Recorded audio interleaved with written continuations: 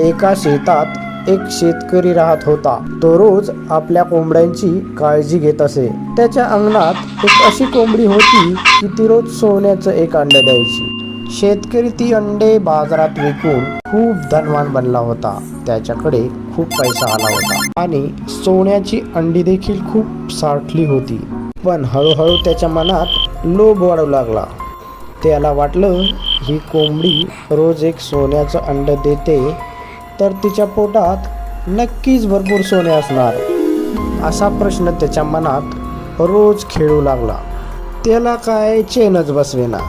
जिकडे गेला तिकडे त्याच्या मनात एकच विचार येऊ लागला, आपण जर ही कोंबडी कापली तर आपल्याला खूप सोनं मिळेल. हा विचार करून तो कोंबडी कापून टाकतो. कापल्यानंतर तिच्या पोटात काहीच निघत नाही. नंतर तो पश्चाताप करू लागला, मी उगाच कोंबडीला मारले.